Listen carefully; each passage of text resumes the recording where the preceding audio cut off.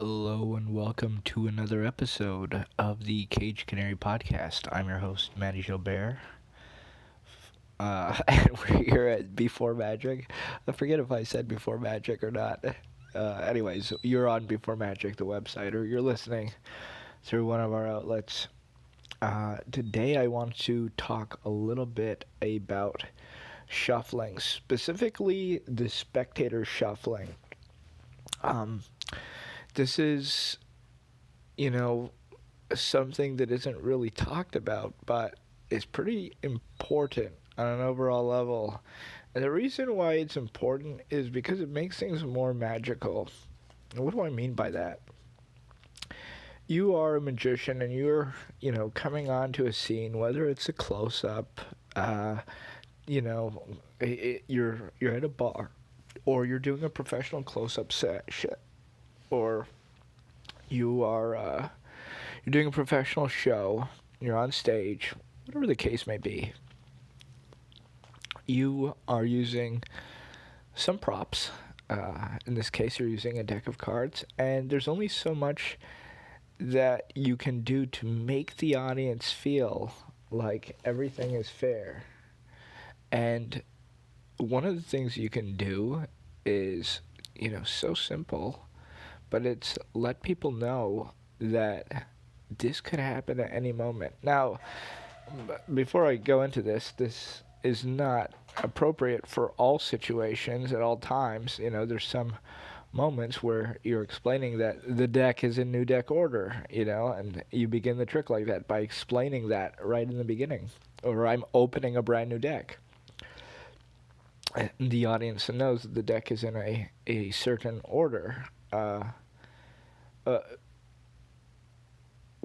though what I'm talking about today does not apply to that, and the reason why is those are totally different. What I'm talking about is the general feeling that this could be done with a shuffled deck of cards. This could be done with any deck of cards. This does not have to be done with, a special deck in a special order at a special time at a special table. You don't want your magic to feel like it's conditional, like it only works if you're using your deck.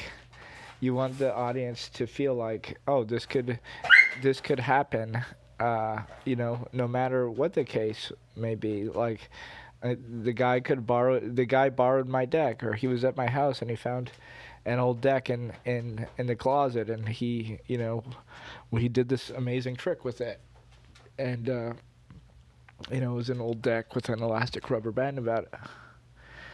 You want the audience to feel like the magic that you're doing in some situations could be done at any moment.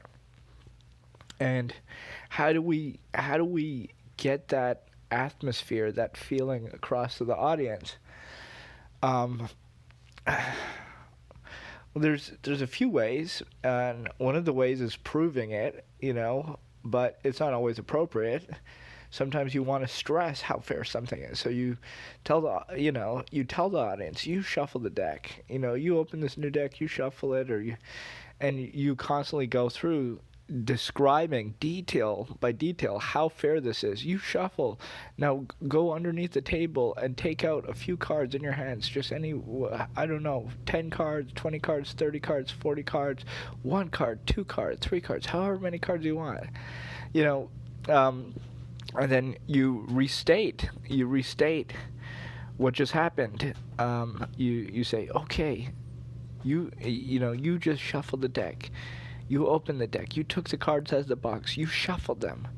Then you took them underneath the table. You took out however many cards you wanted. I don't know how many cards you took. You could have taken a handful. You could have taken every single card in the deck except for 1 card. I don't know how many cards you took.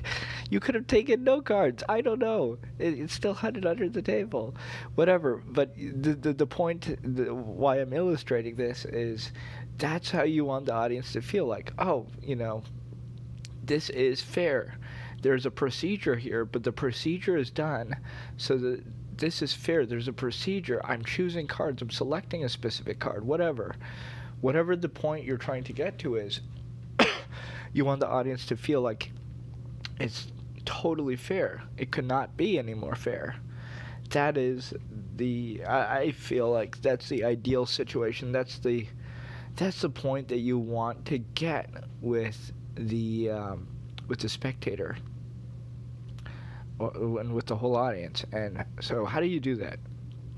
One is by being, as I said, extremely detailed and thorough, and going through the procedure, telling the audience what the procedure is, making sure it's super fair. And the other is chaotic. It's not so much telling the audience, or necessarily even the audience seeing it. It's the audience feeling it. When you see a performer like Juan Tamariz, or Danny D'Ortiz, or Leonard Green, you feel like there's no way this could be happening. This is a regular deck. There's no way that anything is set up. There's Leonard Green is dropping cards. He's blindfolded. There's cards flying off the table.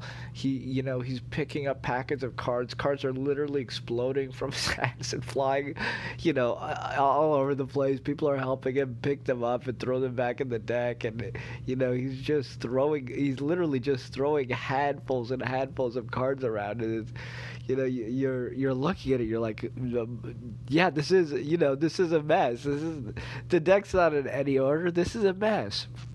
And Danny D'Ortiz has a very chaotic feeling as well in the way that he moves and he handles and he performs. And Juan Tamariz, in his own way, gives a very similar disarming feeling. But that's what it is. They're disarming the audience. They're disarming the audience to feel like this is chaotic. We're not doing something that's carefully measured out. It's you're not coming out in with a brand new deck that's sealed in front of the audience. You're not opening it. You're not spreading it on the table face up, showing everybody that it's shuffled. You're not making a big thing out of shuffling the deck, 7 times one way, shuffling the deck 7 times another way, spreading all the cards on the table, giving them a wash, and then squaring them all together, showing the faces of the deck, showing that they're totally mixed up. You're not doing that. You're rather giving the audience the feeling of that impromptuness. Like, it doesn't matter what order the cards are, and it doesn't, there's nothing special about these cards. The cards can be dropped, the cards can be shuffled, the cards can be, the magic that we're doing is not dependent on some sort of mechanical secret inside of the deck. It's not a deck that's special. The cards aren't special. The audience can look at the cards, they can feel the cards, they can touch the cards, they can turn them over. That's what shuffling does. And anybody who's performed magic for any amount of time, and you'll hear this, I guess the better and better that you get at magic, the less you hear it. But everybody who's ever performed magic, I'm sure, has heard, hey, can I shuffle the deck? Can I shuffle the deck? And this is somebody in the audience asking you if they can shuffle the deck. They don't feel that the circumstances are fair. They feel like you have something somehow set up in that deck. And that's their way of saying, this isn't magic to me. This is, I feel like there's a secret behind this. I may not understand it. Maybe there's something special about the cards. So they'll ask, can I see the cards? Can I look at the deck? Can I shuffle the deck? And I feel like magicians take this the wrong way. So many times they get defensive. They're like, oh, they want to come up with lines, and they refer to these people as hecklers, like, the same kind of hecklers that comedians have, where somebody's interrupting the comedian, to say something or to tell a joke about the comedian, And that's how people refer to these. And it's like there's an adversarial tone in the way that they think of or imagine that relationship. And uh, I understand it. I mean, I've been in situations too where a spectator or an audience member has made me sweat, obviously. Um, but they're not your enemy. They're your friends. And those are the people, think about that guy in the audience. Let's assume that he's not totally drunk, okay? Let's say there's somebody in the audience of a comedy show and they yell out a joke. The reason why they're yelling out that joke is because whatever is happening on stage, it doesn't matter if everyone else in the room is laughing. That person isn't laughing enough. That person is not at a point where they're able to let go, loosen up, relax, and hear and take that joke and get that experience that the comedian so desperately wants them to experience. And it's the same thing, the same exact thing with magic. When someone in the audience is asking those questions, making those statements, can I see the deck? Can I see those cards? Can I shuffle the deck? Can I look at that? Can I see that? Can I check that out? It's not because they're there to ruin your life or, be difficult. It doesn't matter if everyone else in the room is having a great time and soaking up the magic. None of that matters because to that person who's making those comments, they aren't having that magical experience. And they may not know that they want it, but they want it. They want that magic experience, and it's your job to give it to them. So when they're asking those things, it's not because they're being hard on you. It's because the conditions that you're setting up, that you're presenting, aren't strong enough to convince this this person that what you're doing is magic or magical. If somebody is saying, can I see those cards? Why are they saying that? Because they feel there's something wrong with those cards. They feel like there's something special about those cards. Maybe you have special cards. Maybe you have a gimmick in the deck. Maybe you have, extra cards in the deck. I don't know what kind of deck you're using, but maybe you have something like that. Maybe that's the explanation that they came up with in their mind as to how you do what you do. And you have to dispel that. You have to be open. You have to let them go down that route. It's the same thing with shuffling. Can I shuffle those cards? Why is somebody asking that? It's because they feel like whatever it is that you're doing is dependent on the order of the cards. And you know what? Maybe it is. Maybe you are doing something, you're performing something that is dependent on the order of the cards. So what? Stop it. Give them the deck. Let them shuffle. Let them shuffle. Who cares if you can't do that trick that you were waiting 15 minutes or 20 minutes to get to?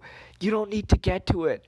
It's much more valuable to give that person that deck. It doesn't matter if you're like, okay, I have this 30 card stack in the deck. I've been waiting to do this amazing trick. Here I go. And somebody asks that, and what, you're going to tell them no? You're going to hesitate? You hesitate for a second. You don't give them that deck. You try to, oh, don't worry, I'll shuffle it. You try to come up with one of those lines or do, anything other than hand them that deck in that moment. Just toss them the deck. Their ideas, their doubts, even if they're ungrounded in the moment, are confirmed. They're confirmed in their minds. That person will not experience the magic for the rest of that evening. Do you understand what I'm saying? It doesn't matter what you plan to do in your set. It doesn't matter what you plan to do in your show. If the audience is asking, can I see that? Can I shuffle that? You have to give it to them. Without, exposing anything. You don't want to expose a secret to an effect.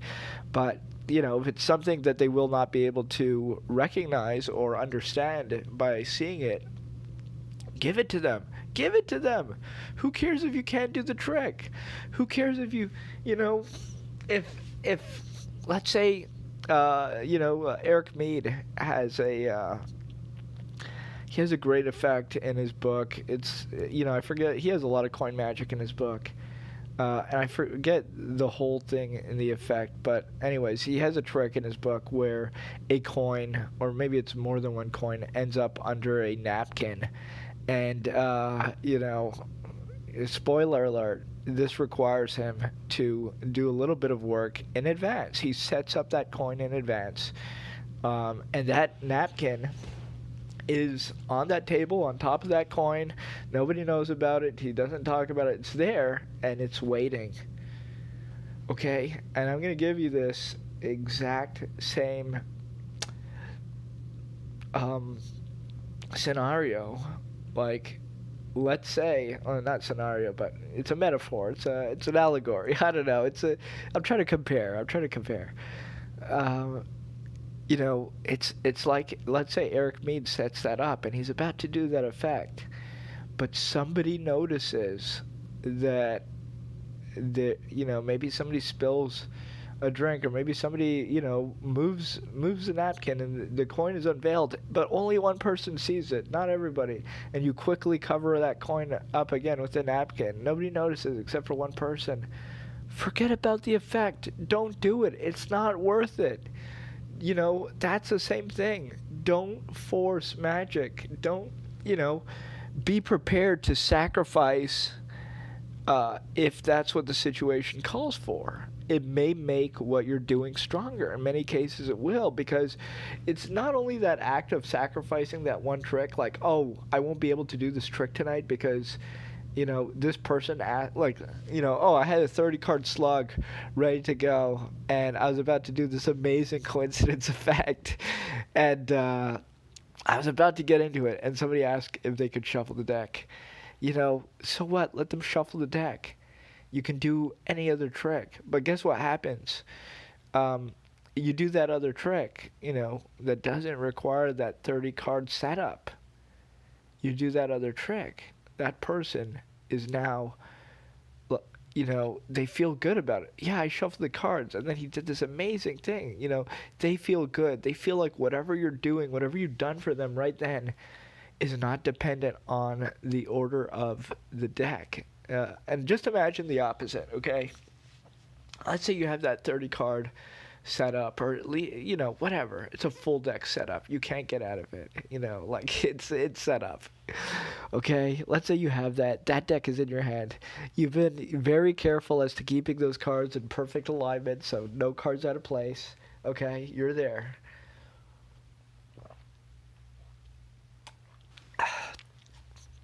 You're there, and you're about to perform this trick, and somebody asks you, hey, can I shuffle the deck? Imagine if you say no. Oh, no, let me do this first. No, let me do this first. Let me perform one more for you, then we'll shuffle the deck. And you do, it ruins it. It ruins it. It's not fair. It doesn't feel right. You're dismissing the audience. If somebody is going out of their way to say that to you, it is because it's obviously important to their experience. It's obviously important to their experience. Okay, does that make sense? Like, their experience matters. It's not just about you as a performer. That it actually matters how the audience feels.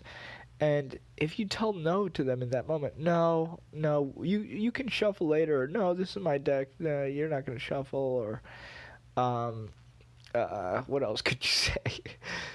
No, you can't shuffle, or no, don't worry, I'll shuffle. I'll shuffle for you. And then you do some sort of fake shuffle. It totally kills it. It kills it.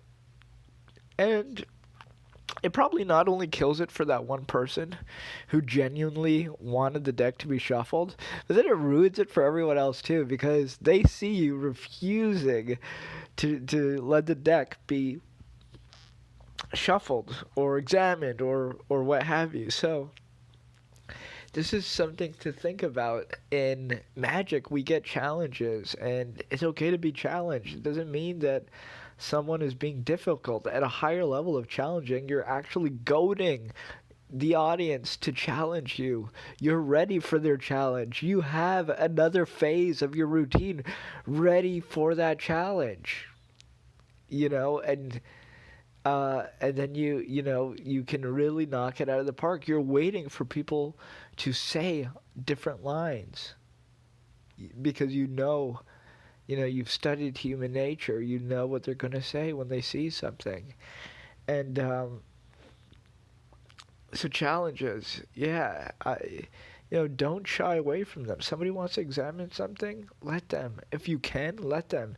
If you can't, there's many different strategies to get out of allowing somebody to examine something. But this is not what we're talking about right now. We can talk about that in another episode. What I'm saying right now is give the audience that deck. Let them shuffle. Let them shuffle. And your magic will become better for it because you're feeding an atmosphere. Like everything that you do, it's like when you watch a movie or you hear music or, whatever it is. If there is one thing that's out of line with the rest of the general concept, it'll drag the whole thing into a different place.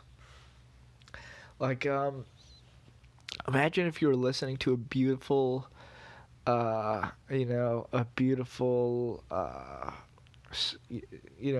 song, and it was like I don't know, one of those beautiful songs, and it had a male singer and a female singer, and they're going back and forth, and it's like a little duet, whatever.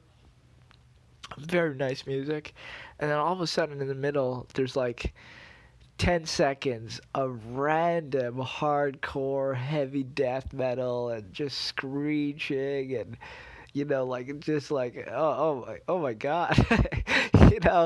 Like that would really take it to another place, and that's not what you want to do with your magic. You want your magic to be in the right place. You want your audience to be in the right place. You don't want to take them to the wrong place.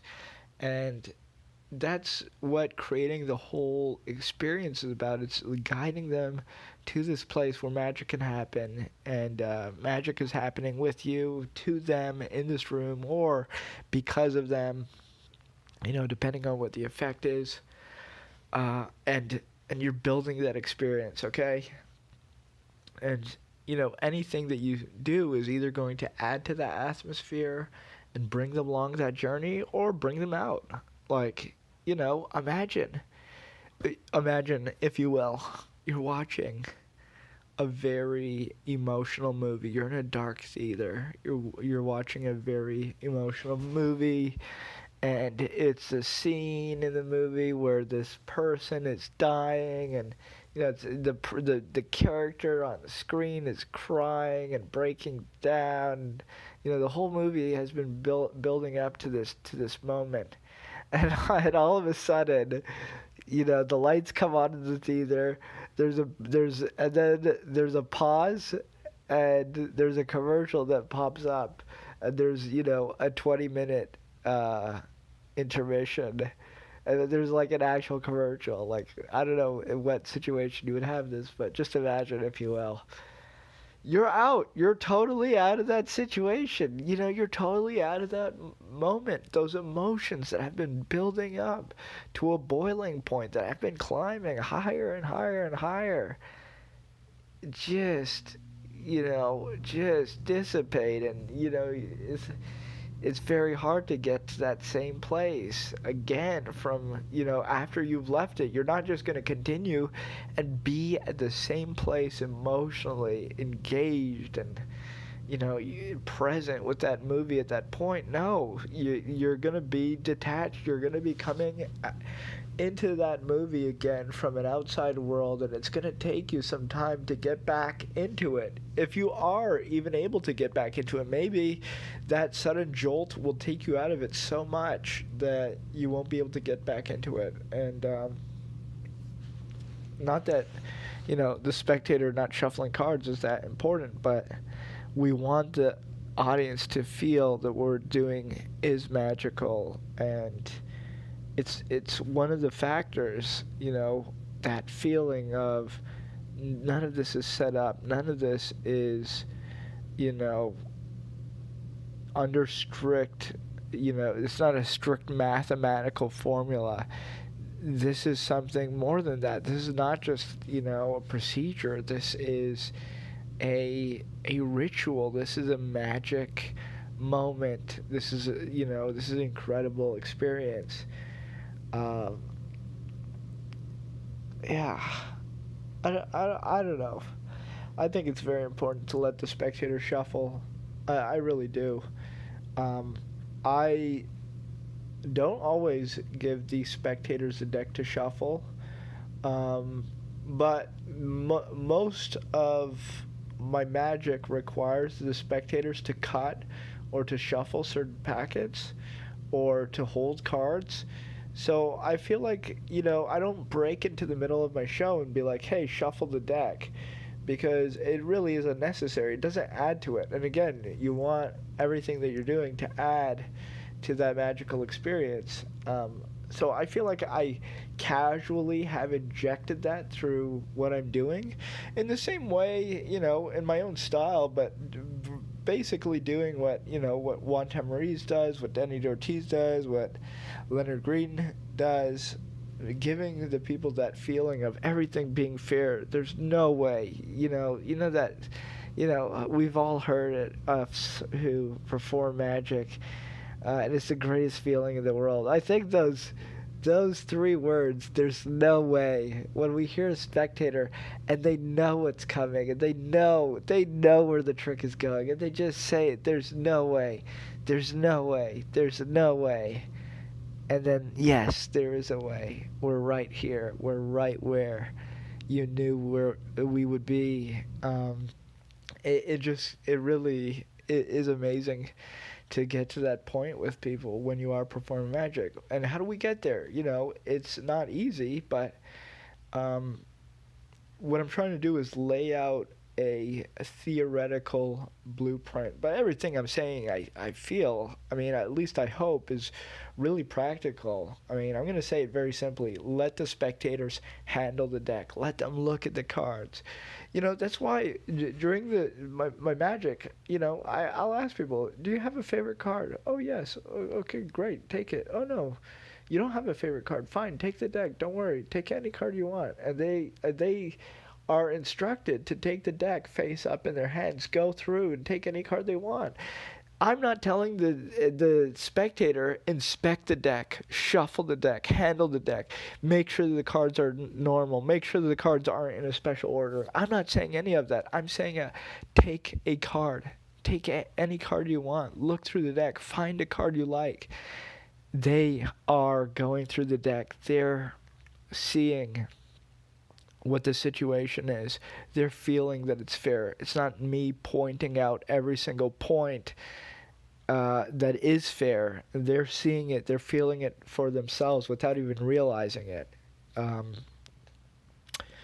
And that's what the shuffle should be like. That's what the shuffle should feel like for the spectator. You never want the spectator to feel, can I shuffle those cards? You want them to already have handled those cards. You want them to see other people handle those cards. Other people cut. Other people shuffle. Other people even drop cards on the floor. Put cards in their pocket. Do whatever. You want people to feel like it doesn't matter if we shuffle or not. It doesn't matter. That's the feeling that you want people to have when they see you. It doesn't matter. There's nothing we can do to stop the magic. Shuffling the deck is not going to stop the magic. We don't need the deck to be shuffled. The deck has been shuffled. We just, we shuffled it. With the deck, the cards are mixed. The cards are mixed. That's how you want the audience to feel. You want them, you want somebody, the feeling that you want in that spectator, you want it to be at a level where if you asked, look, if you asked to the audience and you said, look, for the first time in this show, I'm going to ask you to shuffle the deck. and you give them the deck and you have them shuffle, you want the spectators to feel like that is a stupid, unwarranted movement, like a stupid, unwarranted moment that like should not be in the show. That moment should not be in the show. But the reason why it shouldn't be in the show is the audience should feel so convinced that it doesn't matter if they shuffle the deck, you're still gonna do the magic. You get what I mean? I hope I'm making sense. You want them to be convinced that everything is fair. That even if you did offer to shuffle them the cards at any moment, they don't need to. They're not even gonna take you up on that offer because they know it's pointless. You think anybody who watches Leonard Green perform say, "Hey Leonard, you think I could shuffle that deck?" Hey Leonard, you think I could shuffle that deck after you? Watch Leonard Green perform. Watch him perform where he's throwing cards all over the place and there's cards jumping from end to end. And like it's a big mess and he's blindfolded and he's pulling, it's just ridiculous what he's doing. The cards are such a mess. You think anybody has ever asked Leonard Green in that show to shuffle the deck? I would be surprised. I would really be surprised if somebody did. I think there would be something wrong with that person. That would be really extraordinary. The reason why we're asked these things is because we're not getting to that level of disarmament with the spectators. We want them to be disarmed. We want them to be, not thinking about that they're not being addressed fairly. You want the spectator to feel like everything's totally fair at all times, and you want them to be convinced of that without them pointing it out. I hope that makes sense. And with that, I will let you guys and girls go, and I hope you have a good day, good week, good whatever you are doing, and I will see you in the next one. Thank you for listening, as always.